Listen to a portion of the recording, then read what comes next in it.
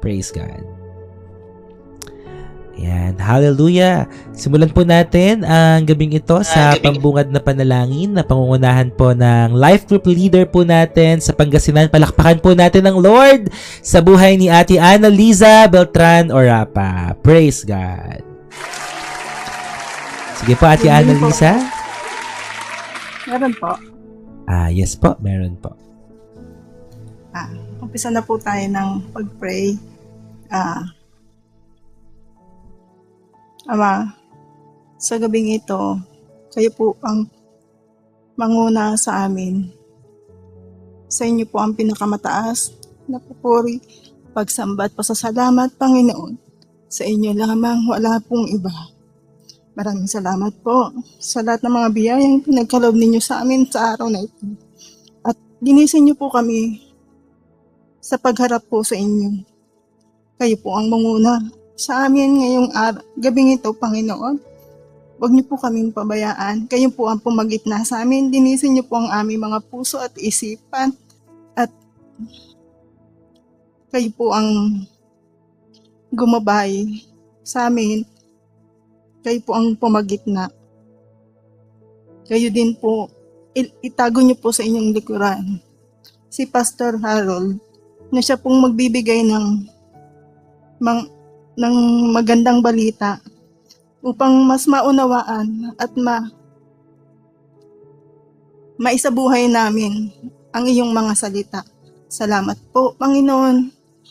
Kami po ay naninikluhod sa inyo na lagi niyo po kaming gabayan sa araw-araw na aming pamumuhay. Wala po kaming magagawa kung wala po kayo sa aming mga buhay. Kaya sa inyo po namin ipinauubaya ang lahat, Panginoon. Ito po ang samot dalangin ko sa pangalan ng iyong bugtong na anak na si Yesu Cristo. Amen. Amen. Praise God. Palakpakan po natin ang Lord sa buhay po ni Ate Annaliza. Kamusta po pala kayo, Ate Annaliza? Kamusta po? Okay na. Okay po, Pas. Praise God. Sorry po. Maraming salamat po. Alam nyo, napaka-heartfelt po ng panalangin nyo. Direct to the point. Amen. At alam nyo, sometimes kapag nagpe-pray tayo, talagang mararamdaman mo talaga. Alam mo yun, parang sometimes maiiyak ka, mararamdaman mo yung panalangin mo. Kasi, tao tayo, may emosyon po tayo. Talagang kapag lumalapit tayo sa Panginoon, 'di ba? Parang gusto mong umiyak, na hindi mo maintindihan. So, congratulations, Ate Annaliza. Palakpakan po natin si Lord. Amen. Sa buhay ni Ate Annaliza. Salamat, Ate. God bless you po. Yan. Amen. Maraming salamat po. Si Ate Annaliza po, siya ang life group leader po natin sa Pangasinan. Praise God. And by the way, Mami Jing, nakita ko po kayo dito. Kamusta sa Samar? Parang nakita ko lumindol sa Samar. Kanina? Tama ba ako? Parang may nakita ko sa balitang lumindol sa Samar. Kanina nga ba yon? If I'm not mistaken po.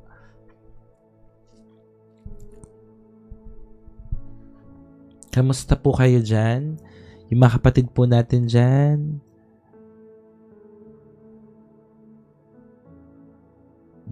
Wala naman po naapektuhan sa atin.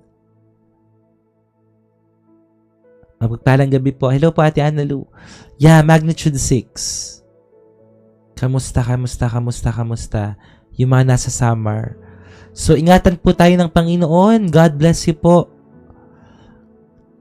Uy, alam ni Eve. Hi, Eve! I'll be there in Singapore this coming May 12 to 25. But I'm going to visit Malaysia, maybe 5 days. I'll be staying there. Then I'll go back to Singapore.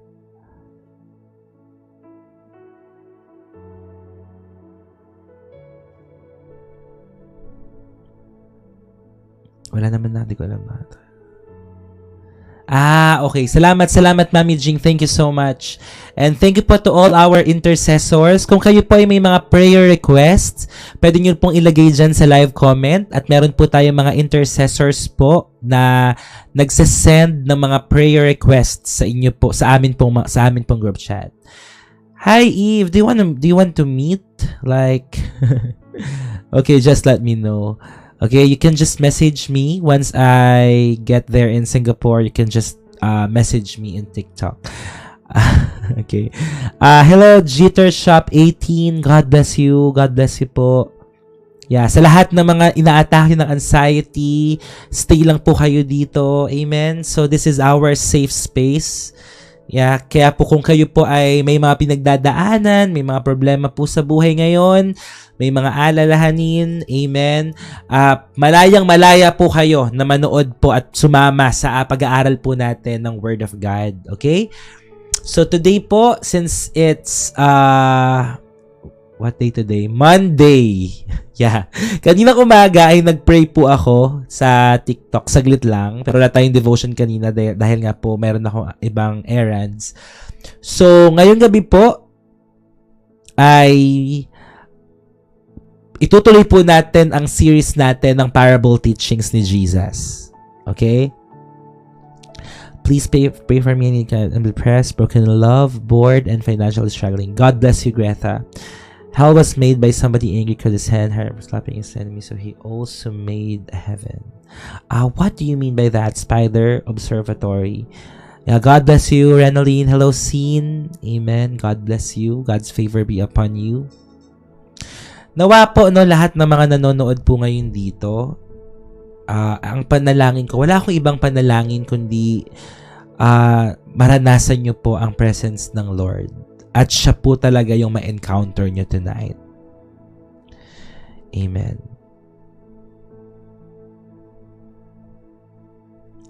So, we will continue to our parable series. So, the last, I think the last teaching was all about the parable of the lost sheep. And tonight po, ang pag-aaralan naman po natin, mga kapatid, is the parable of the prodigal son. Ilang beses ko na po itong nakwento, maaaring ilang beses nyo na po ito napakinggan, napapasadahan ko po ito kapag nagtuturo ako ng devotion. But this time, mas lalaliman po natin ang pagtuturo ng kwentong ito. So we will be talking about what happened. Okay? So bibigyan natin ng lalim ang katuruan pong ito. Isa po ito sa mga parables ni Jesus na paborito ko.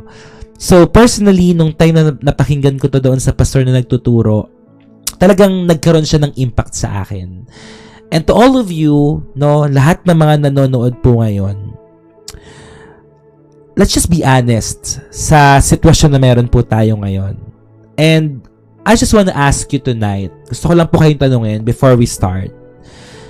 Nagkaroon na po ba kayo ng isang desisyon sa buhay nyo? Okay? Isang desisyon sa buhay nyo na alam mo, magbabago ng lahat. Okay? So, yung pagbabago, pwedeng mabuti, pwedeng masama. Okay? Have you ever made a decision in your life that you knew changed everything? Meron na po ba? Doon sa desisyong ginawa mo, nagbago ang lahat. Maaaring napabuti o maaaring napasama. Meron na po ba? Yes. Marami po. Okay, marami. And sometimes, di ba, dahil minsan po ay I don't know kung ano yung tamang term for that. Pero siguro po, dahil meron tayong damdamin, meron tayong emosyon na nananaig during that time na kailangan nating magdesisyon, yung tipong parang alam mo nang mali siya, okay? Alam mo nang mali, pero ginawa mo pa rin. Alam mo nang mali yung isang bagay, pero ginawa mo pa rin. And after that, parang naramdaman mo ang layo mo na sa Panginoon. Ang layo mo na sa Kanya. So, kung naranasan mo na yung ganong pakiramdam, isa ka sa mga gustong turuan ng Panginoon ngayon. Isa ka sa mga tao na gusto ng Diyos na maranasan mo siya. Okay?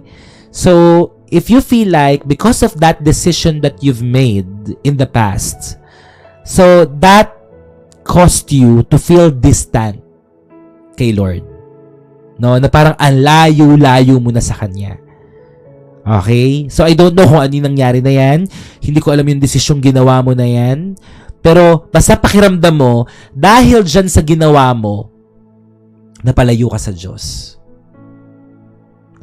Maaaring ikaw yung kabataan na very active sa church before, but because of wrong decisions in life, napalayo ka. Or maaaring ikaw yung very on-fire Christian worker before, but because of that wrong decision, nawala ka sa paglilingkod. As in, totally napalayo ka sa Kanya. So, ngayong gabing ito ay pagpapatuloy po natin ang series natin, Parables of Jesus, Stories that Change Lives. And tonight's story is very personal dahil hindi lamang po ito patungkol sa isang anak na umalis ng kanyang tahanan, but it's about someone who walked away. Isang tao na nagpakalayo-layo. Hindi lamang sa tahanan niya. He walked away from God. He walked away from His purpose. He walked away from who he used to be. And maybe tonight, isa ka doon. You walked away from God. You walked away from your purpose, from your calling, and you walked away from who you used to be. Tumakbo ka. Tumalikod ka, umalis ka, lumayo ka, I don't know. But it's you. So this is the story of the prodigal son. The parable of the prodigal son. Isang lalaki na sabihin na natin, nasa kanya na ang lahat. Okay? Meron siyang ama na nagmamay-ari, sabihin na natin, ng mga ari-arian. So this son, maybe he had everything. But he still chose to leave. Mas pinili pa rin niyang umalis. At siguro po kung magiging tapat lang tayo sa ating pong mga sarili ngayon, may mga pagkakataon po sa buhay po natin na ginawa rin po natin yon. Nakagaya po tayo ng prodigal son po na ito. So gusto ko pong basahin yung buong kwento ng parable of the prodigal son sa Luke chapter 15. Siguro sa Tagalog para damang-dama po natin, no?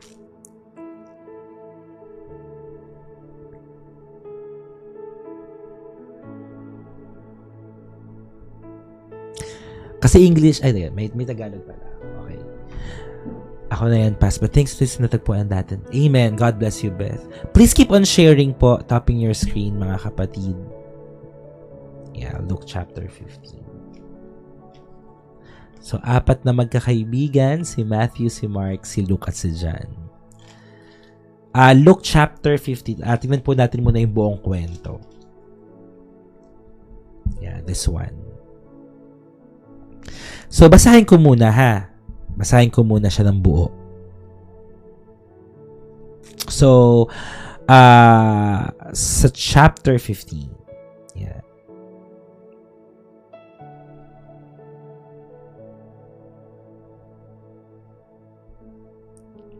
Sabi dito, sinabi ni Jesus, may isang tao na may 2 anak na lalaki.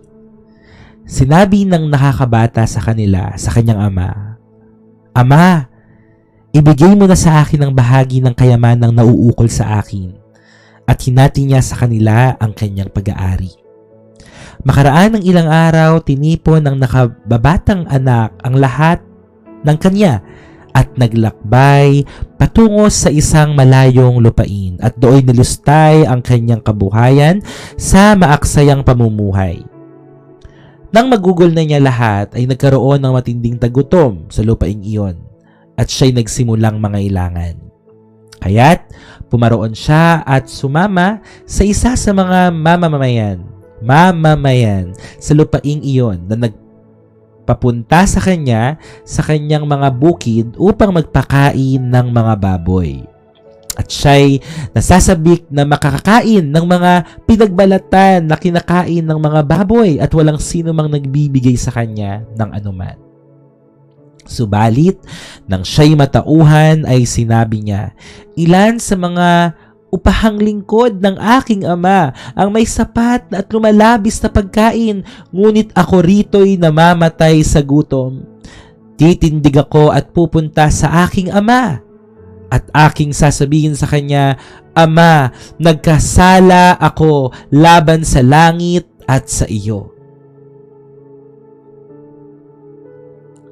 Hindi na ako karapat-dapat na tawaging anak mo. Ituring mo ako na isa sa iyong mga upahang lingkod." Siya'y tumindig at pumunta sa kanyang ama, subalit habang nasa malayo pa siya, natanaw siya ng kanyang ama at ito'y awang-awa sa kanya. Ang ama'y tumakbo, niyakap siya at hinagkan, at sinabi ng anak sa kanya, "Ama, nagkasala ako laban sa langit at sa iyo. Hindi na ako karapat-dapat na tawaging anak mo." Subalit sinabi ng ama sa kanyang mga alipin, "Dali, dalhin ninyo rito ang pinakamagandang kasuotan at isuot ninyo sa kanya. Lagyan ninyo ng singsing ang kanyang daliri at mga sandalyas at kanyang mga paa. At kunin ninyo ang pinatabang guya at patayin ito, at tayo'y kumain at magdiwang, sapagkat ang anak kong ito ay patay na at muling nabuhay. Siya'y nawala at natagpuan, at sila'y nagsimulang magdiwang." Samantala, nasa bukid ang anak niyang panganay, at nang siya'y dumating at papalapit sa bahay, nakarinig siya ng tugtugan at sayawan. Tinawag niya ang isa sa mga alipin at itinanong kung ano ang kahulugan nito. At sinabi niya sa kanya, "Dumating ang kapatid mo at pinatay ng inyong ama ang pinatabang guya, dahil sa siya'y tinanggap niyang ligtas at malusog. Subalit, nagalit siya at ayaw pumasok. Lumabas ang kanyang ama at siya'y pinakiusapan. Subalit sumagot siya sa kanyang ama, 'Tingnan mo, maraming taon na ako'y naglingkod sa iyo, at kailan may hindi ako sumuway sa iyong utos. Gayunman ay hindi mo ako binigyan kailanman ng kahit isang batang kambing upang makipagsaya sa aking mga kaibigan. Subalit, nang dumating ang anak mong ito na lumustay ng inyong kabuhayan sa masasamang babae, ay ipinagpatay mo pa siya ng pinatabang guya." At sinabi sa kanya, "Anak, ikaw ay palagi kong kasama. Ang lahat ng sa akin ay sa iyo. Ngunit, nararapat lamang na magsaya at magalak, sapagkat ang kapatid mong ito ay patay at muling nabuhay. Siya'y nawala at natagpuan." Purihin po ang pagkabasa ng buhay at banal na makapangyarihang salita ng atin pong Panginoon. Napakagandang kwento. Sabi ko po sa inyo, ito po ay isa sa mga pinakapaborito ko pong talinghaga or parabola ng Panginoong Jesus. This is one of my favorites po. Sabi ko po kanina, tingnan natin ang ating mga sarili, na dumating din po tayo sa ganong punto ng buhay, na tayo po mismo ay lumayo sa atin pong Ama. So point number 1, distance from God usually starts with a decision. Distance from God usually starts with a decision. Alam niyo po, ang paglayo sa Panginoon, hindi naman po yan nangyayari overnight. No? Hindi po biglahan na lang kayong nawala sa Panginoon. Hindi bigla-bigla. It starts with one choice. Isang pagkakataon, mga kapatid. Isang desisyon na ginawa mo sa buhay mo. Ang anak po na ito ay hindi nagising isang araw and suddenly parang lost na siya. Meron siyang ginawa eh. Ano yung desisyon niya? Gusto kong makuha ang aking mga mamanahin. Ito yung sinabi dito sa chapter 15. Sabi dito sa verse 13. Verse 12. Sinabi ng nakababata sa kanilang ama, "Ama, ibigay mo sa akin ang bahagi ng kayamanang nauukol sa akin." Ito po ang sinabi. Ito ang maling desisyong ginawa ng nakababatang anak. Gusto niyang makuha ang kanyang mamanahin at alam niyo po ba, tuwing kailan lang po ba binibigay ang mana? Tuwing kailan lang po ba ibinibigay ang mamanahin mo? Sige nga po, sagutin niyo nga po ito. Tuwing kailan lang? Tuwing kailan lang dapat tanggapin ang inheritance? Kapag namatay na, tama, ang magpapamana. So, dito po ba ay patay na po ba ang tatay? Patay na po ba ang kanyang ama? Dito sa kwentong ating binasa, hindi pa. So, hindi pa patay ang kanyang ama, ay hinihingi na niya ang kanyang mamanahin. So, in other words, ang gustong sabihin ng anak, Ama, kukunin ko na po ang aking mamanahin. Pwede na po kayo magpaalam sa mundong ito. Maaari na po kayo mamatay siguro. Maaaring ganito po ang pinapahiwatig ng batang lalaking ito. Na ama, pwede na po ako sa sarili ko lang. Kaya ko na po maging independent kahit wala na po kayo, okay lang sa akin. Ito po yung desisyon na ginawa niya. I want my inheritance right now. I want to do my life, my way, my rule. Ako to eh. Buhay ko na to. So gagamitin ko to. Itong buhay na ito. Hello SK Gaming, God bless you. Welcome. Hey man, ganun ang gustong sabihin ng lalaking ito, nitong batang lalaking ito. Gusto ko nang mamanahin ko ngayon na. Gusto kong gawin kung ano ang gusto ko. Buhay ko to. At walang makakapigil sa akin. And little by little, that decision created distance. Sa desisyon na gusto ko nang kunin yung mamanahin ko. And that's how it works in our lives too. Baka meron kang isang desisyong ginawa na dahil doon ay pakiramdam mo nagpapalayo sa'yo sa Panginoon. Alam niyo po, we don't suddenly become far from God. Hindi po yan nangyayari talaga agad-agad. Hindi ka magigising isang araw na ang layo ko na. Unti-unti yan eh. Slowly. Doon sa maliliit na choices mo. Akala mo maliit lang. Ay, hindi mo na ako aattend ng church ngayon. Ay, hindi mo na ako magde-devotion. Okay lang, minsan lang naman. Ay, sige, i-enjoy ko muna yung company ng mga barkada ko. Konting inom lang naman.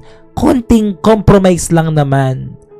And because of that choices na akala natin maliit lang, hindi natin namamalayan yung mga maliliit ay nagbibigay ng espasyo para ikaw ay mapalayo sa Panginoon. At magigising ka na lang isang araw, Lord, bakit parang ang layo mo na?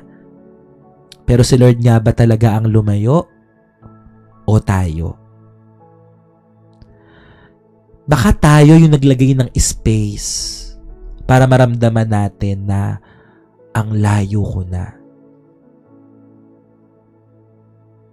Baka tayo pala yung may mga ginagawang desisyon ngayon na hindi mo akalain nagpapalayo na sa'yo sa Panginoon.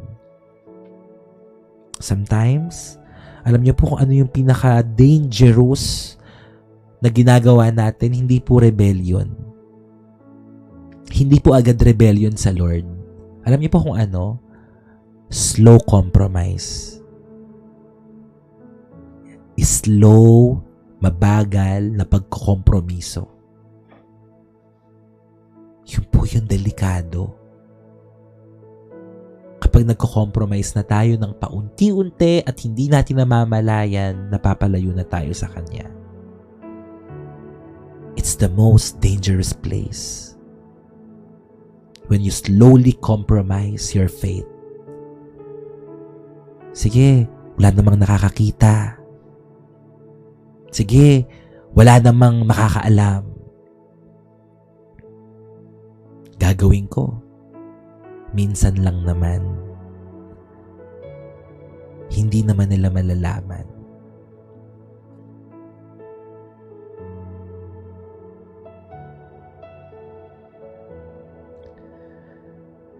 Alam niyo po yung distansya natin na nararamdaman na ang layo ni Lord. Hindi po siya, hindi siya yung bigla na lang dadating at very dramatic na, alam mo yun, parang bigla ka, yun nga lang, parang bigla mo na lang ma-realize na ang layo mo na sa Lord, di ba? So, sometimes, it's just, parang mga one silent decision ng buhay natin. Doon talaga unti-unti po tayong makakaramdam na malayong-malayo na tayo eh. So, magsisimula talaga sa desisyon. Now, I want to ask you, to all of you who are watching right now, baka meron kang desisyon na dahil dyan sa mga desisyong ginagawa mo, napapalayo ka sa Panginoon. Hindi ka muna magpe-pray sa isang araw, hindi ka muna magde-devotion, gagawin mo muna yung buhay mo, sabi mo nga, di ba? My life, my way, my rule. Buhay ko to, wag niyo akong pakialaman. Alam niyo po, ako naniniwala po ako na kailangan talaga natin ng accountability. Kailangan natin ng accountability. Hindi mo kayang mag-isa. Hindi mo kayang mag-isa. You need someone. You need community. You need people. Okay? Kasi kapag mag-isa ka at nilalayo mo yung sarili mo, you always isolate yourself. Diba para kang isang baga na akala mo on fire ka, pero pag nilayo ka sa maraming mga baga, unti-unti kang mamamatay. Huwag kang maglakas-lakasan. Parang hindi mo kailangan patunayan yung sarili mo. Para lang makita ka ng lahat ng mga tao na okay ka, masaya ka, 'di ba? Minsan pa-post ka pa sa social media na masaya ka, ito yung mga napupuntahan mo. But deep inside, you're empty, you're lost, 'di ba? Ganun yung pakiramdam po natin. Mahirap mag-grow spiritually pag mag-isa ka. Yes. Kaya kailangan mo ng makakasama. Kailangan mo ng mga tao, kailangan mo ng pastor na mag-guide sa'yo. Kailangan mo ng mga leaders, 'di ba? Kailangan mo ng mentor, kailangan mo ng accountability partner. Kaya sa lahat ng mga bago ngayon dito, at kung naghahanap kayo ng pamilya na makakatulong sa inyong spiritual na paglago, you are in the right place. You are in the right place. Sino na po dito yung mga pinalago ni Lord through this community, through this program, through this live stream, itong devotion, yung mga pinalago ni Lord, sino na? Yan, amen, amen, amen. Amen. Marami nang pinalago si Lord. Marami na siyang binago. Amen. Malaki na yung pinagbago. And lagi ko sinasabi sa inyo, ako din, yes, pwede kayo mag-join ng group chat, Ate Gracie. Pwede. Kahit ako rin po, ay araw-araw binabago ng Diyos. Araw. Kasi po ako lang mag-isa na Christian sa family namin. Sana ma-save ko din yung family ko. Amen. God's favor be upon you, Chrissy. No? Hindi ikaw. You will not save your family. It is the Lord Jesus. You're just an instrument. So you don't need to push hard to, alam mo yun, napilitin sila. Siguro ang i-push hard mo, prayer kay Lord. Na Lord, I pray, itong mga pamilya ko pong ito. Kasi yung pag-share mo sa kanila, yung makita ka lang nila na may pagbabago sa buhay mo, alam ko may kinakausap na sila ni Lord doon. Okay? So all you have to do is just to really follow and obey the Lord and pray for them. Pray for your family. Pray for your family. Si Lord ang magbabago sa kanila. Basta patuloy mo sila ipanalangin, patuloy mong i-share sa kanila yung mga natututunan mo, i-share mo yung pagmamahal ng Lord sa kanila. It's not our duty to transform them. Our duty is to pray for them, is to lead them back to Jesus. Pero ang magbabago sa kanila, it is the Lord. Si Lord ang magbabago sa kanila. Amen.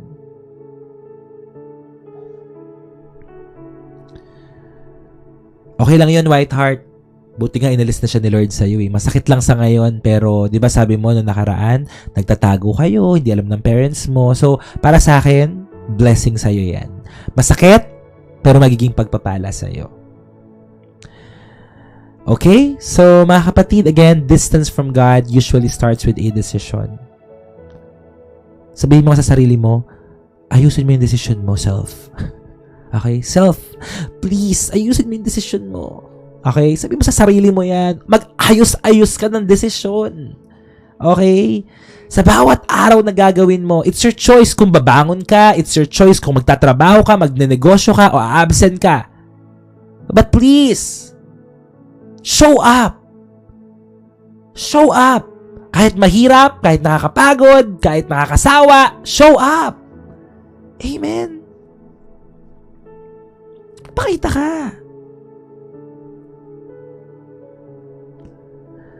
Amen.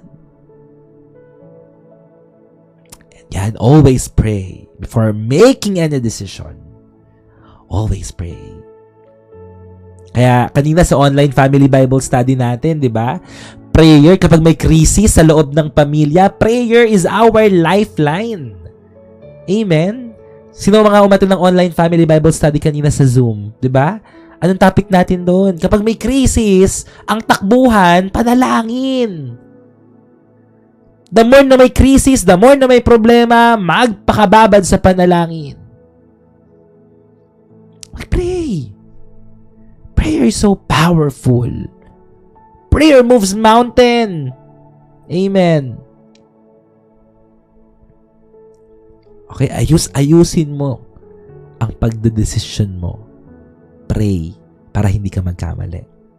Number 2, sin promises freedom but leads to emptiness. Alam nyo, itong lalaking ito, akala niya kapag nakuha niya na lahat ng kayamanan niya, masaya na siya. Sino dito yung ganon? Na, Lord, kapag pinagpala mo ako ng ganito, masaya na ako.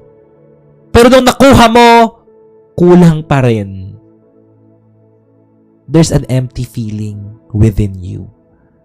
Na, Lord, magkaroon lang ako ng bahay at lupa, masaya na ako. Lord, magkaroon lang ako ng brand new car, masaya na ako. Pero nung nakuha mo na, parang hindi pa rin pala. Hindi ka pa rin pala talaga tunay na magiging masaya. Kahit magkaroon tayo ng mga material na bagay sa mundong ito, do you think it will satisfy you? Akala ng batang ito, sabi niya, makaraan ng ilang araw, tinipon ng nakababatang anak ang lahat ng sa kanya at naglakbay patungo sa isang malayong lupain at doon nilustay ang kanyang kabuhayan sa maaksayang pamumuhay. Tingnan yung ginawa ng lalaking to. Siguro ang saya-saya niya noong time na, wow, ang dami kong ari-arian. Wow, ang dami kong mamanahin sa tatay ko. Siguro ang saya-saya niya noon, no? Nagbibilang siguro siya ng pera. Nagbibilang siguro siya ng mga properties niya. Sa verse 13. Yun. 15 verse 13. Diba tinitipon niya? Sino dito masaya kapag nagbubukas siya ng alkansya? Diba? Ang saya kayo magbukas ng alkansya. Tapos bibilangin mo yung mga naipon mo. Eh ano pa itong asaya ng lalaking ito? Hindi niya pinag-ipunan, pero binigay ng kanyang ama. Grabe yung pagmamahal din ng ama sa anak, no? Binigay niya. Anong ginawa? Nilustay ang kanyang kabuhayan sa maaksayang pamumuhay. Guilty or not guilty? Nung time na ikaw ay pinagpapala ni Lord, aminado tayo na napabayaan natin at hindi tayo naging mabuting steward ng Panginoon. Sometimes, kapag tayo po ay binigyan ng Lord ng blessing, alam niyo po ba, pagsubok din yan. Testing din po ang blessing kung paano mo ito pamamahalaan. Hindi ka lang binibigyan basta ni Lord ng blessing para wala lang, para pagpalain ka lang. No? God is testing your heart. At minsan, maraming nadidisqualify. Alam nyo yon, maraming nadi-disqualify kapag punong-puno na sila ng pagpapala. Kasi dati nung wala sila, grabe sila. Diba? Sumuport, nagbigay, maglingkod. Pero nung time na nagkakaroon na, unti-unti, nawawala na rin sila sa Panginoon. At nangyayari, nagiging buhay na nila ang pera. Doon na umiikot yung buhay nila na hindi na sila masaya kapag walang pera. Wala na silang security pag walang pera. Ganun na po ang tao. Itong batang lalaking ito, anong ginawa niya? Nilustay niya. Saan? Maaksayang pamumuhay. It's very detailed here. Maaksaya. No? Siguro naging one-time millionaire siya. Naging one-time millionaire siya. I mean, one-day millionaire. Alam mo yun, pag one-day millionaire ka, gastos dito, di ba? Casino doon. Sugal dito. Libre sa barkada. Minsan, kapag marami tayong pera, di ka nagbabudget. Naging alipin ng salapi, nakalimutan kung saan nanggaling yung blessings. Yung inaakala nating magpapalaya sa atin, yun pala yung magdadala sa atin sa kapahamakan. Magdadala sa atin dun sa brokenness, dun sa emptiness. Wala talaga nagiging successful sa easy money kasi di pinaghirapan. Totoo. No? Ang akala ng batang ito, nakababatang lalaki na ito, may enjoy niya yung buhay. Akala niya magiging malaya siya. Akala niya merong independence and pleasure. Marami na siyang pera eh. Diba? May pera na siya. So, akala niya malaya na siya, independent na siya. But the Bible is so clear na sinabi doon, he wasted everything. He wasted. Sinayang niya. God bless you, Claudette Santos Pangilinan. Amen. God's favor be upon you. Bigyan ka ng tamang trabaho. God-given job. At dahil inaksaya niya yung mga ari-arian, naubusan na siya ng yaman, ano nangyari sa kanya? Anong ending? Siya po ngayon ay naghanap ng trabaho. At alam niyo po kung ano nangyari sa kanya? Ano nakuha niyang trabaho?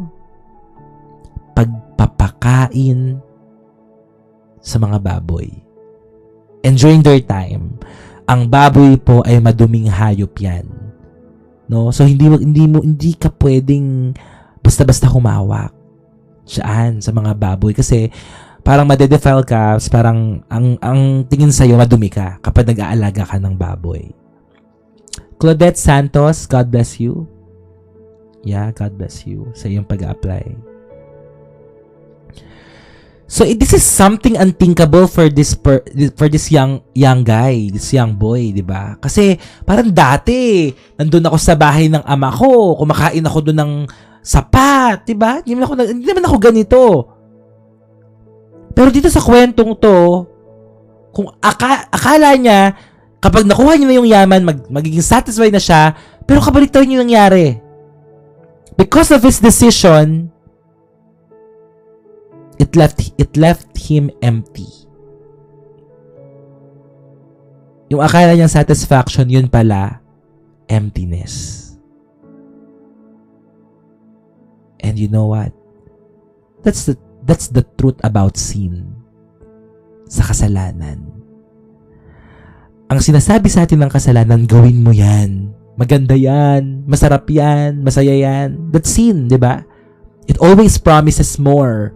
More. Sige, kung mamahal ka lang ng pera, sige, kahit easy money yan, kahit galing yan sa korupsyon, sige, sa'yo yan. Tapos sasabihin mo, wow, blessing. Thank you, Lord.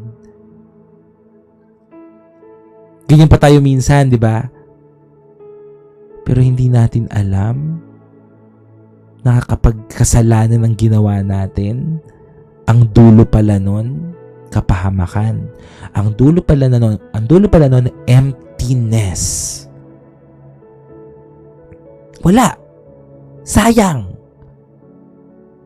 Naranasan mo na ba yun? Yung parang meron kang hinahabol na akala mo kapag nakuha mo yung mga bagay na yun, magiging masaya ka. Pero nung nakuha mo na, pagod ka lang. At parang akala mo nakuha mo, masaya ka, and you feel blessed, pero broken ka pa rin. Broken ka pa rin. Pagod ka pa rin. Nasasaktan ka pa rin.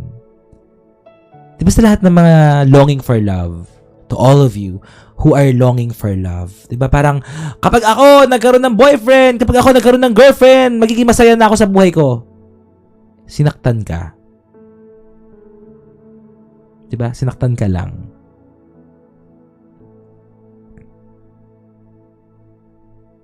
Akala mo yun yung magiging ano mo. Lalo na kapag nagplano na kayo na, tayo magpapakasal, tayo ganito, ganyan, di ba? Mahirap yun. Yung parang nagplano na kayo, tapos ang ending, di pala ikaw. Di pala ikaw. And yung minsang inakala mo na kapag meron ka, magiging masaya ka, yun pa yung sumira at nagwasak sa puso mo. God bless you po, me, my PC. God bless you.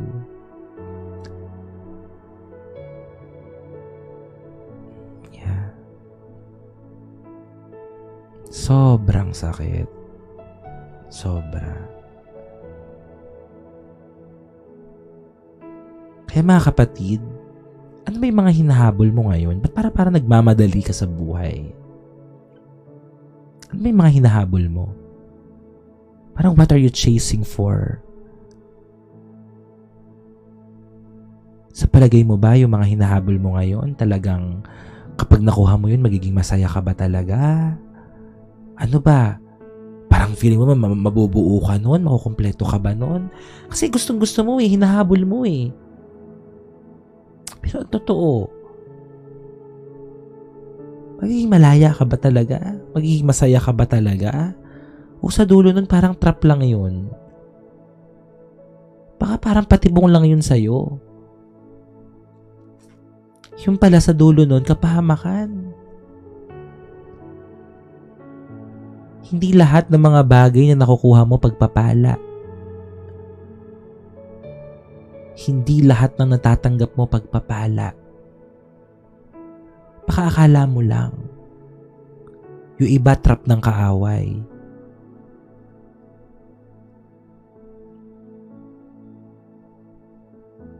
So again, sin promises freedom but leads to emptiness. Kapag yung mga bagay na yan nagpapalayo sa'yo sa Diyos, itigil mo. Kapag yung mga bagay na ginagawa mo ngayon, parang feeling mo nagpapalayo sa'yo sa Diyos, itigil mo na. Okay? Kasi kahit na anong habol mo dyan, kahit makuha mo pa yan, empty pa rin ang puso mo. Diba? O tingnan mo si Whiteheart, natuto ako mag-lie at umalis sa work, wag lang siya magalit, diba? Ang dami mong ginawa, ang dami mong pinagpalit para sa kanya, pero anong ending, iniwang ka pa rin. Diba? Sinaktan ka pa rin. Alam mo yun, yung parang you give your all. Na akala mo kapag binigay mo sa kanya lahat ng mga bagay, matutuwa siya, diba? Hindi kanya iiwanan kasi binigay mo sa kanya lahat. Pero ang problema, binigay mo lahat, walang natira sa sarili mo, kaya nung umalis siya, broken na broken ka. Kasi binigay mo lahat. Hindi ka nagtira sa sarili mo. And now, you are more broken. You are more tired. Mas lalong ayaw mo nang mabuhay ngayon. Dahil walang-wala ka na. Dahil ibinigay mo sa iba.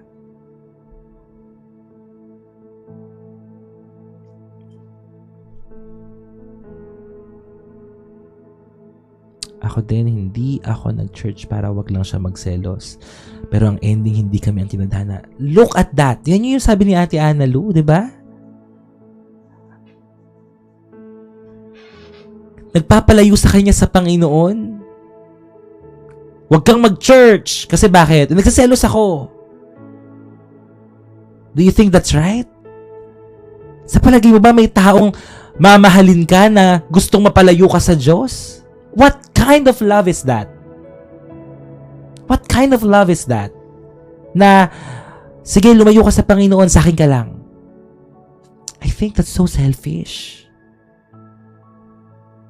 That is so selfish. Sa akin ka lang. Wala kang ibang pwedeng mahalin, ako lang.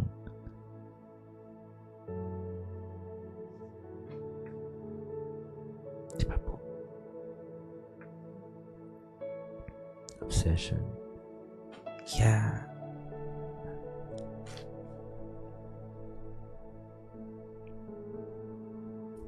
So dito, ano nangyari sa kanya? Diba? Alam niyo, dumating sa punto dito na sabi niya dito, at siya'y nasasabik na makakain ng mga pinagbalatan na kinakain ng mga baboy. Alam niyo, sobra sigurong awa niya sa sarili niya.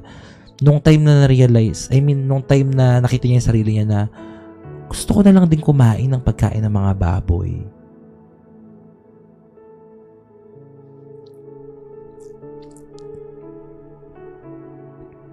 God bless you, Alapin.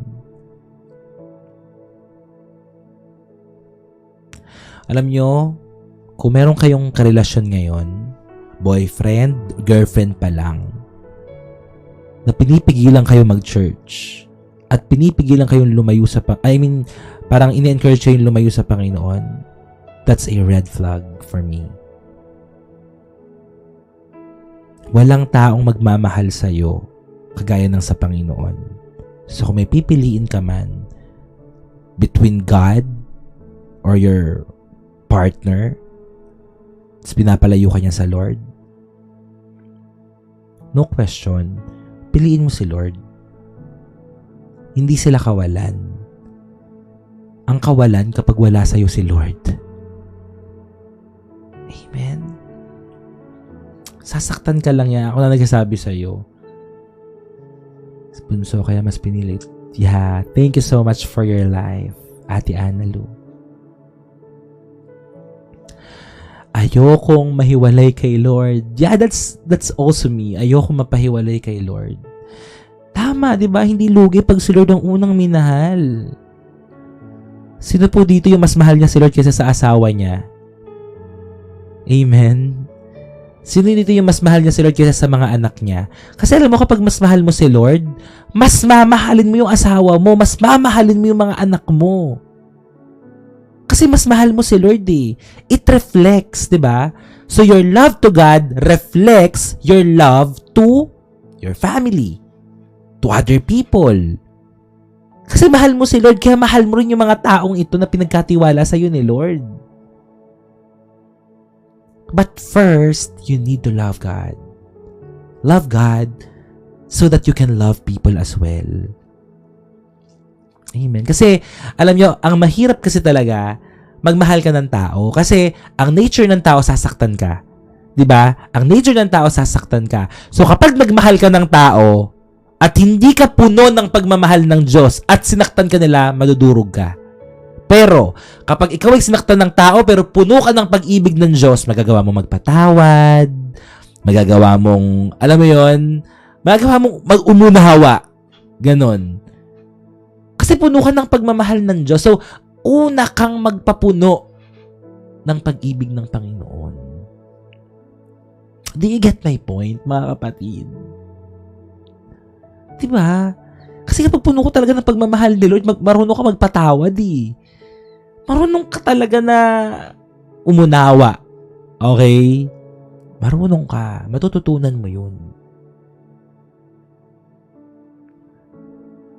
Kaya yung mga tao na grabe yung galit, sagad sa buto, baka kulang sila ng pagmamahal ng Diyos. Baka lang. Yung parang sinasabi nila na, hanggang mamatay ako, hindi kita papatawarin. May mga ganun. Yung sagad sa buto yung galit. Isinusumpa ko! Et cetera! Ganyan. May mga ganun. Bato-bato sa langit. Ang mga tamaan magpatama. Ang mga tatamaan magbago. God bless you, Choy. Amen. God bless you, Choy. Yeah, God bless you, Ate Rochelle. Kapatid ko, Pas, kaya pinag-pray ko siya gabi-gabi, di ba? Naku po, lalo pa kapag ka mag-anak nyo, parang, hala, bakit ganon? Parang di nila ako kaya mapatawad. Tapos ikaw naman parang humingi ka na ng sorry, di ba? So ngayon, kung kayo yun, na yung tao na yun na ayaw nyo magpatawad, patawarin mo na. Okay, meron ito helper ko, kaya lagi ko siya pinagpapray over ko kagabi, galit sa puso. Kaya siya nandyan ngayon, Mami Jean. Praise God po kayo nakapag-service pa. Wow! Kamusta yung service mo, Ramon? Grabe ang pagmamahal at katapatan ni Lord God. Amen. Hay! Kaya pinilit ko anak ko at pamangkin ko sa Heart to Heart Youth. Ngayon, excited sila sa second meeting. Praise God! Past may mga time na naging very bitter ako, but ay pinatanggalin Lord ang galit sa puso ko. Amen po. That's tamang puso yan, ate. Kasi, you admit na talagang galit ka. No? You admit na bitter talaga yung puso mo. Pero, ang prayer mo, Lord, tanggalin mo to kasi alam ko hindi to sa'yo. And that's the right prayer. No, that's the right prayer. Si partner ko po, nilihens ko po sa gabi kasama siya. Praise God, Ate Rochelle. Ikaw, sinulat ko doon sa nag-invite ko. Yeah, iba po talaga experience sa personal. O, diba? Told you. So, join ka lang lagi, ha, Ramon? Join ka lagi sa church. God bless you, Han. Amen. God bless you, future LPT. Balik ka dito, ha, kapag nakapasa ka. At pag hindi lang nakapasa, balik ka dito lagi.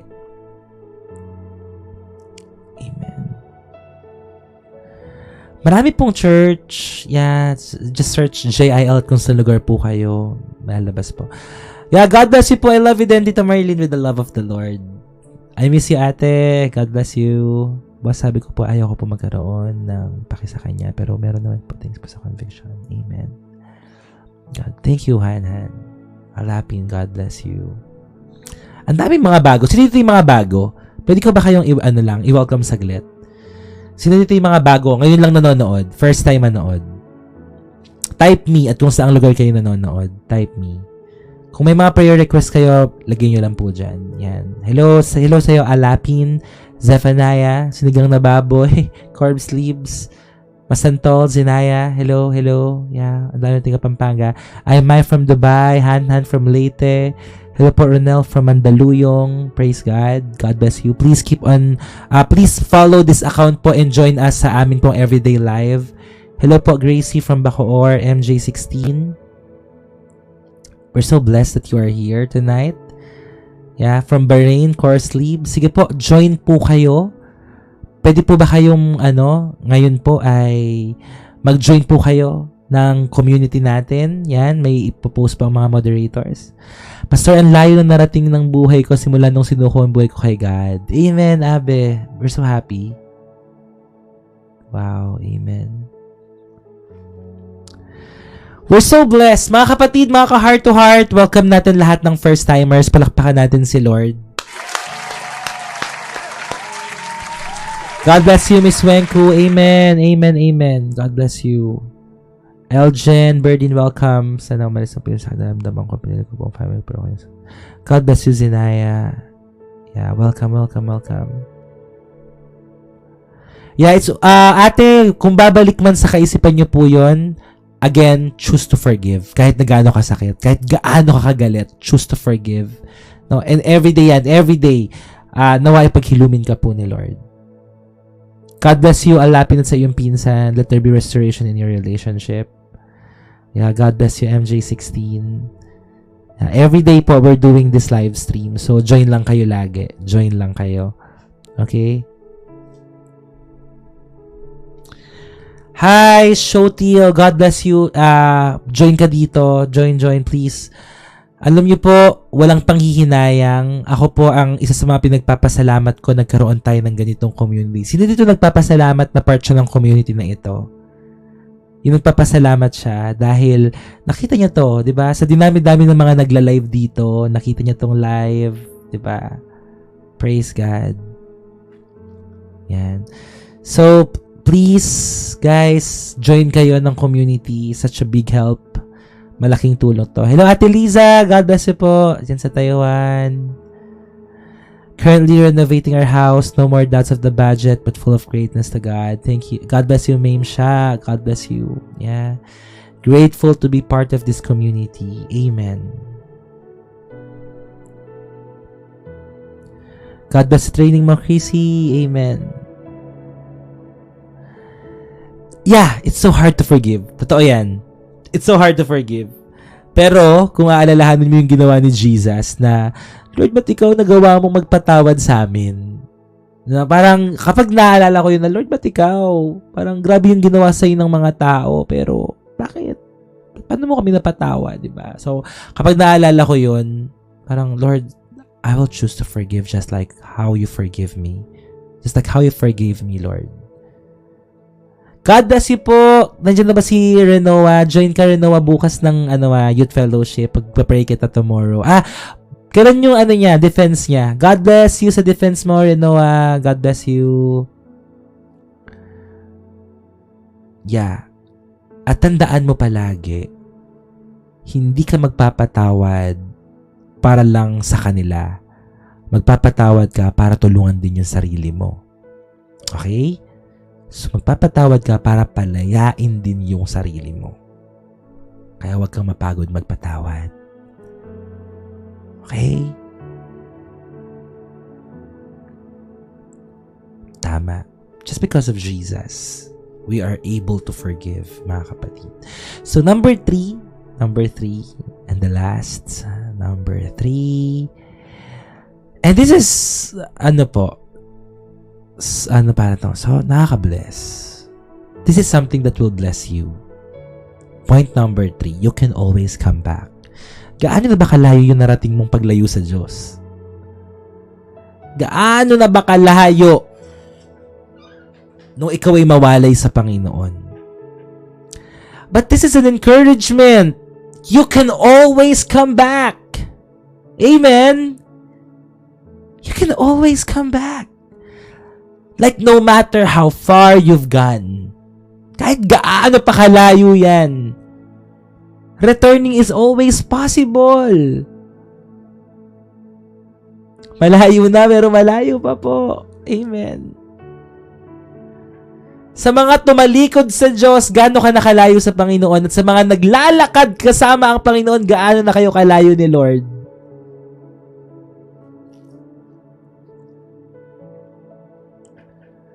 Kahit gaano kalayo.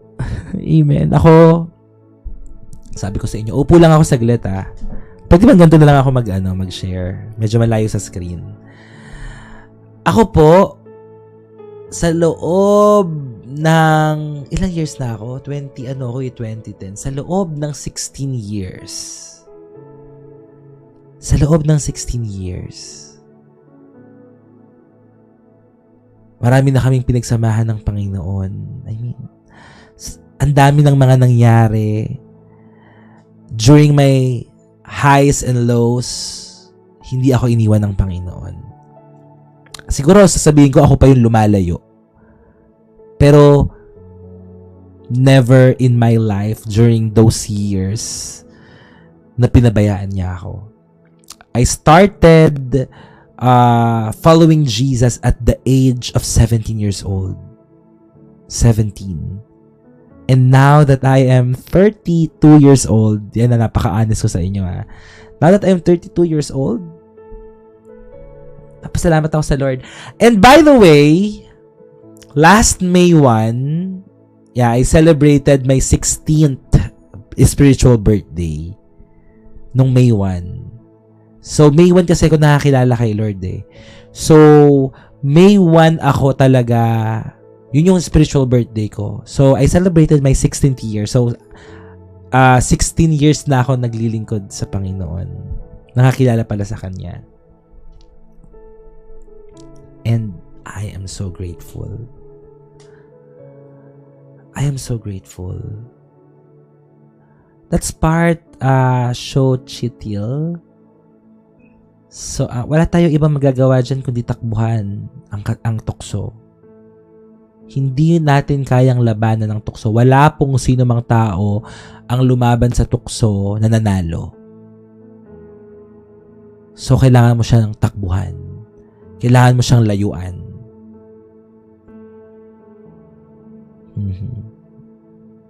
Yeah, God bless you, Whiteheart. Iyak mo lang sa Lord. No?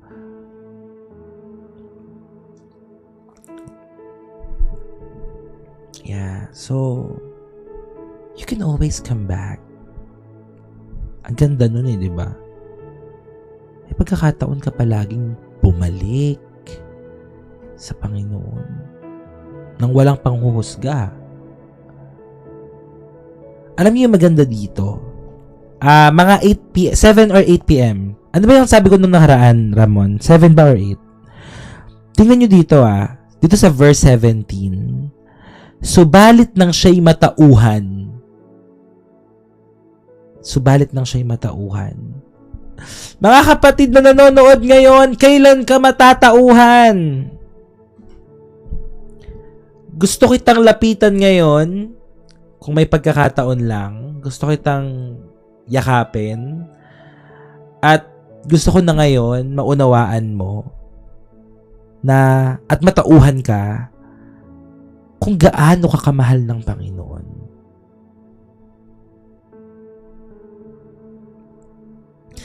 Dito, this young man came to his senses. Natauhan siya.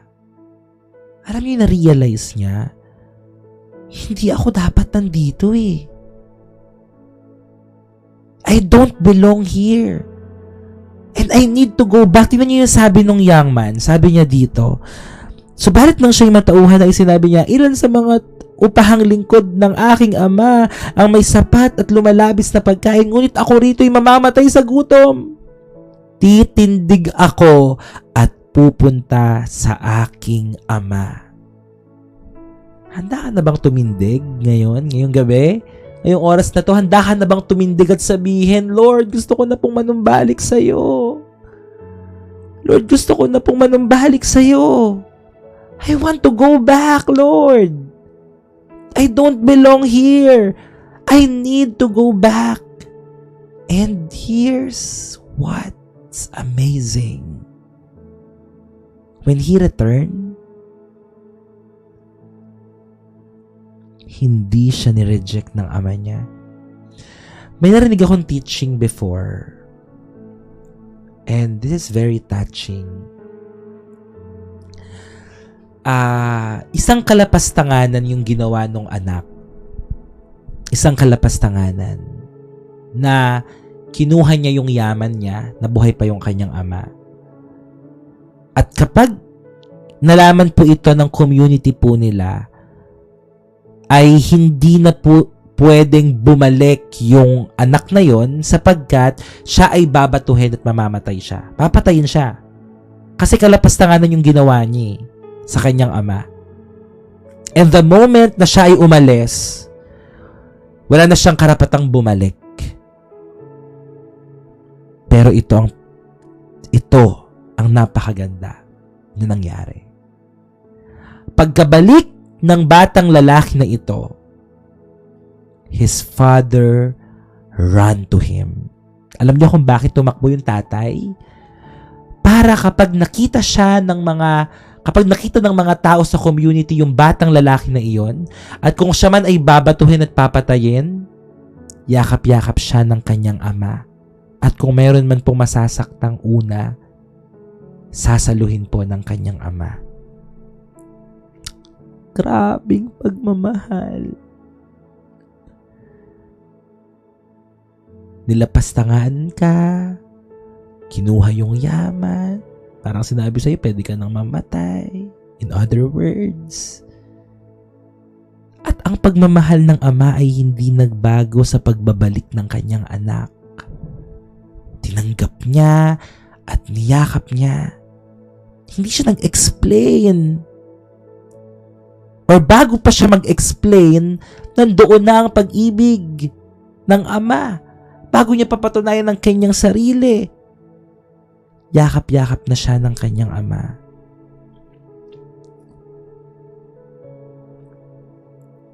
Yakap-yakap siya ng kanyang ama. Sa ating lahat na nandito ngayon na gustong manumbalik sa Panginoon, ang ating Panginoon ay tatakbo papalapit sa iyo. Yayakapin ka. You don't need to explain. You don't need to prove your worth, or you don't need to prove yourself to Him. You just need to feel His embrace and His love. Kahit nga hindi pa ayos yung lalaking ito, niyakap niya eh. He's just waiting for you to come back. Hinihintay ka lang ni Lord na manumbalik sa Kanya. Hinihintay ka lang niya. Alam niyo itong istorya na ito? Kasi iba yung story ng The Parable of the Lost Sheep kasi hinanap siya ng kanyang ama. Pero dito sa kwentong ito, naghihintay ang ama sa muling pagbabalik ng kanyang anak. And what's touching here? Mga kapatid, malayo pa lang po yung anak. Lagi siyang tinatanaw ng kanyang ama. Hindi natin alam, araw-araw bang nag-aabang yung ama sa pagbabalik ng kanyang anak? Kasi parang, paano niya nakita yon na ang layo-layo pa lang, tumakbo na siya, papalapit. Ibig sabihin, oras-oras nag-aabang ang ama sa pagbabalik ng kanyang anak. At nananalangin siguro ang ama na nawa ay muling bumalik ang aking anak. Matauhan siya. Imagine niyo po yung ama na nandoon, laging nakatanaw, laging inaabangan ang pagbabalik ng kanyang anak. Ngayong gabi, ganun din po ang Panginoon. Ngayong gabi, nag-aabang siya. Naghihintay siya. Sino kaya dito sa 200 plus na nanonood ngayon ng anak kong babalik sa akin? Alam ng Panginoon na isang araw, yes, Ate Candy, babalik ang kanyang anak. At ngayong gabi, kung kayo ay mga bago po dito, hinihintay kayo ng Diyos na manumbalik sa Kanya. Matagal niya na kayong hinihintay. Sa lahat ng mga bago po dito, sino po dito ang gusto na manumbalik sa Panginoon? Hinihintay ka niya. Sino po? Sa lahat ng mga baguhan. Amen. Jackie, Jero, Jati, Marie. Amen. Si Winnie, si Sochi, si Gracie, si Crisel. Amen. Si Raven, si Ronel. Kayong lahat ng mga bago, kahit yung mga matatagal nang nanonood dito. Hindi aksidente kung ba't nandito kayo ngayon. Nag-aabang ang Panginoon, hinihintay ang muling pagbabalik natin sa Kanya, at ngayon natagpuan niya tayong lahat dito. Hi Weng, God bless you. Amen po ba?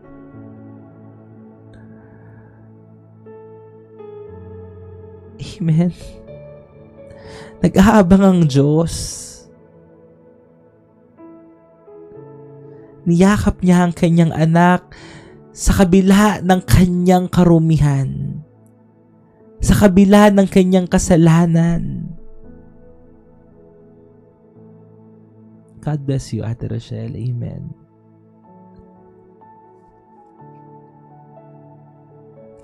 Hi, Hichingu. God bless you. Join ka lang dito. May you feel the presence and the peace of the Lord. Hindi aksidenteng nandito kayo sa live. Amen. Even when we run from God, He runs towards us. Alam ko po na handa na tayo magsuko ng buhay sa Kanya.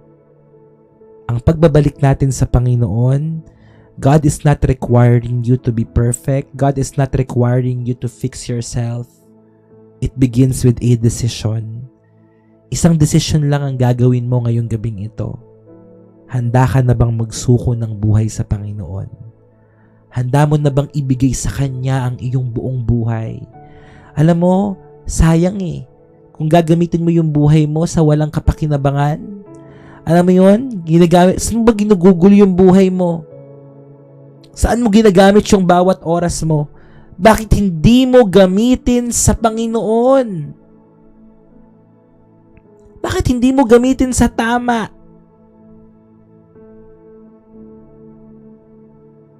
Alam mo, kilala ka ng Panginoon at binigyan ka niya ng talento, ng kakayanan, gamitin mo para sa Kanya. Gamitin mo. Amen, Ate Liz. Napagod ako magbeg ng love sa mga tao. But this time, you give your life to Jesus. You love Him. Sobra-sobra pa yung balik dito sa'yo.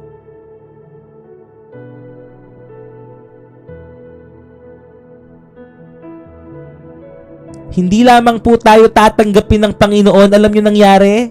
Sa pagbabalik ng kanyang anak, sabi dito, subalit sinabi ng Ama sa kanyang mga alipin, dali! Sabi niya, dalihin ninyo rito ang pinakamagandang kasuotan at isuot ninyo sa kanya. Lagyan nyo ng singsing ang kanyang daliri at mga sandalyas, ang kanyang mga paa, at kunin ninyo ang pinatabang guya, grabe. At patayin nyo at tayo'y kumain at magdiwang, sapagkat ang anak kong ito'y patay na at muling nabuhay. Siya'y nawawala at natagpuan at sila'y nagsimulang magdiwang. Nagkaroon po ng celebration. Binihisang muli ang batang lalaki, sinuotan ng sandalyas, binigyan ng magandang kasuotan. Nakakapatid, hindi lamang po tayo tinanggap, ni-restore ng Lord ang pagkakakilanlan po natin. Ni-restore ng Lord ang identity po natin. Binigyan ng Ama ang anak ng robe, ng ring, ng sandals. And that means, hindi siya bumalik bilang isang alipin, siya ay bumalik bilang isang anak. Kinikilabutan ako. Bumalik siya kasi nag-practice yung anak Nakita niyo ba yun? Nag-practice siya, sabi niya dito, doon sa verse 19, sa verse 18, titindig ako at pupunta sa aking ama at aking sasabihin, nag-practice siya, sabi niya, Ama, nagkasala ako laban sa langit at sa iyo, hindi na ako karapat-dapat na tawaging anak mo, ituring mo ako na isa sa iyong mga upahang lingkod. Yung pinag-practice niya na Ama, gawin mo na lang po akong lingkod mo. Gawin mo na lang po akong lingkod mo. Pero dito, grabe no Ate Rochelle, dito sa kwentong to, hindi siya ginawang lingkod. Hindi siya bumalik bilang isang servant. Bumalik siya, tinanggap siya bilang anak. At ganun din po tayo sa ating pagbabalik sa Panginoon ngayon, tinatanggap ka niya bilang kanyang anak. Hindi bilang alipin. Tinatawag ka niya ngayon, my son, my daughter, my child. You are the child of the living God. Pinatawad ka, tinanggap ka, binihisan ka, kung ano man yung mga pangit mong nakaraan, kung ano man yung mga karumihan mo dati, binihisan ka ng bago ng Diyos. Nirestore ka. Di ka lang binalik. Diba? Nirestore ka pa. What a wonderful story. At dito po, siguro makaka-relate din tayo na may prodigal son, pero may prodigal brother din. Kasi hindi natuwa yung kanyang kapatid. Hindi natuwa yung kapatid. Siguro may mga tao makaka-relate dito. Samantala, nasa bukid ang anak niyang panganay. At nang siya'y dumating papalapit sa bahay, nakarinig siya ng tugtugan at sayawan. Tinawag niya ang isa sa mga alipin.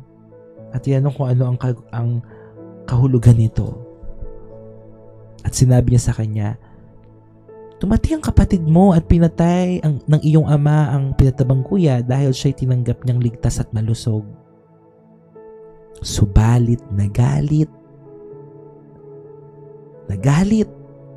siya at ayaw pumasok. Lumabas ang kanyang ama at siya'y pinakiusapan. Maybe there are people right now na nagpapatuloy ka naman, kagaya ng lalaking ito na panganay. Nagpatuloy siya eh. Nagpatuloy siya bilang anak. Nagpatuloy siyang maglingkod. Galing siyang bukid eh. Diba? Sabi dito nasa bukid ang anak niya. Ibig sabihin, nagpapatuloy siya sa trabaho.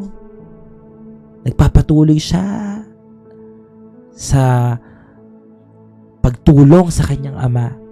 Pero anong sabi niya dito? Meron pala siyang sama ng loob. Sabi niya dito, tingnan mo, maraming taon na ako'y naglilingkod sa iyo at kailanman hindi ako sumuway sa iyong utos. Gayunman ay hindi mo ako binigyan kailanman ng kahit isang batang kambing upang makipagsaya sa aking mga kaibigan. Subalit, nung dumating ang anak mong ito na lumustay ng iyong kabuhayan sa masasamang babae, ay pinagpatay mo pa siya ng pinatabang guya. Meron pala nasama ng loob. At dito nakita, na-expose na kahit pala nandoon ka sa loob ng tahanan or siguro nasa loob ka ng church, you are serving God. Nandoon ka, nagpapatuloy ka, pero may sama ng loob sa kanyang puso.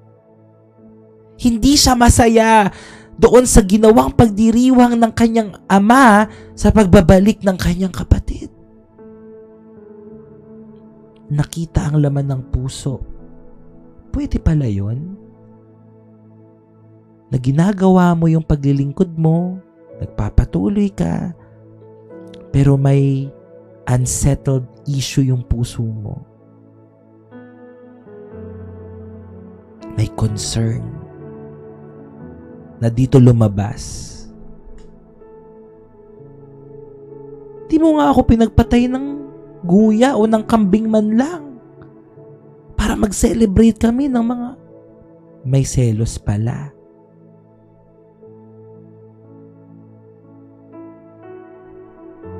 Anong sabi ng tatay?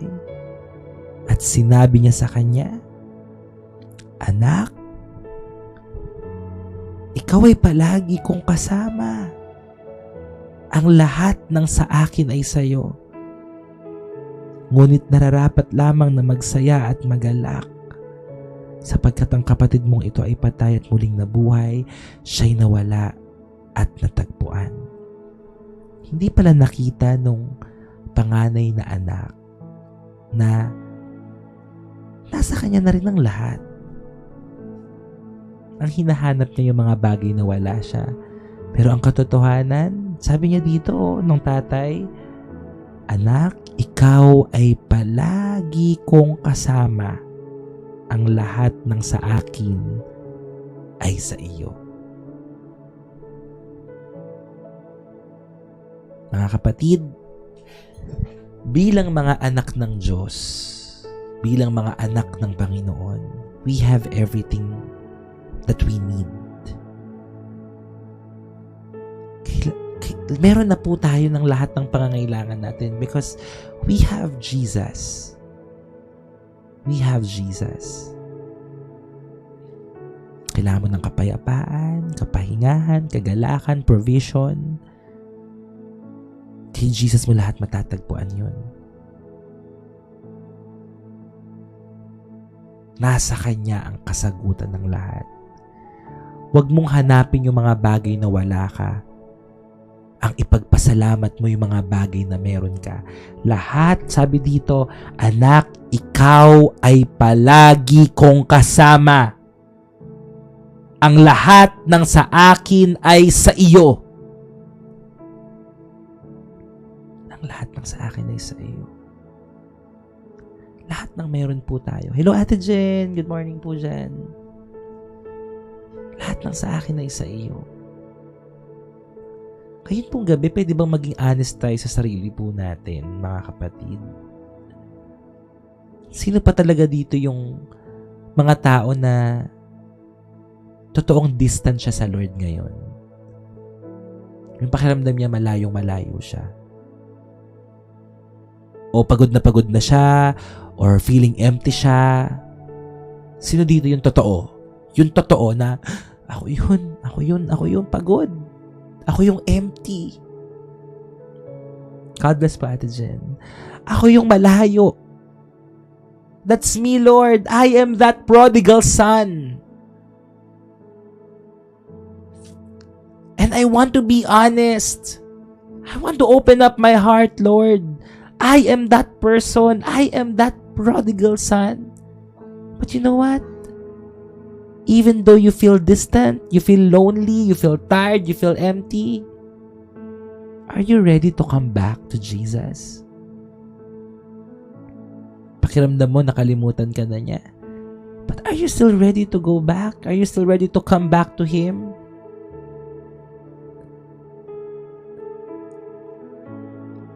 Decision mo kasi eh. Kung gusto mong manumbalik sa Kanya, pero naghihintay ang Diyos until you realize, until dumating sa point na, okay, natauhan na ako. And I wanna go back. Nawala na yung ilaw ko. Nalobat na ata.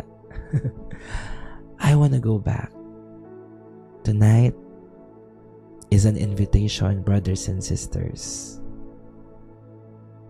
Tonight is an invitation. You are not disqualified. You are not rejected.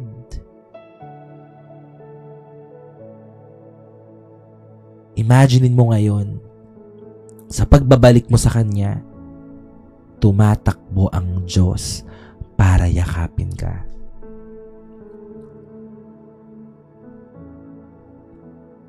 Amen. And that's the end of our topic. At nawa po ay sige, diretso na natin sa grounding session, no? Bago ako mag-pray mamaya. Lalo na sa lahat ng mga bago dito, no? Later, patutugin natin yan. I want that. Amen. Thank you, Jesus. Oo nga no? Mas lalo naging solemn na nag-turn. Grabe. Saktong-sakto. Para nakadagdag sa ambience yung ganitong ilaw, di ba? So tonight, there's an invitation. May panawagan ng Diyos para sa lahat ng mga pagod na pero lumalaban pa rin.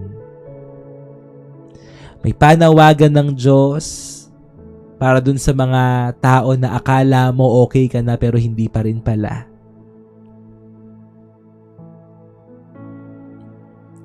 Handa ka na ba na magsuko ng buhay sa Panginoon? Kung ikaw yung tao na yon ngayong gabi, na parang gusto mo na lang huminga, gusto mo na lang umiyak sa presensya ng Panginoon. Alam mo, hindi mo na kailangang mag-explain eh. Hindi mo na kailangang i-prove yung sarili mo. Ngayong gabi, just let Him love you. Just let Him love you right here, right now. Sa lahat ng mga taong gustong magsuko ng buhay sa atin pong Panginoon,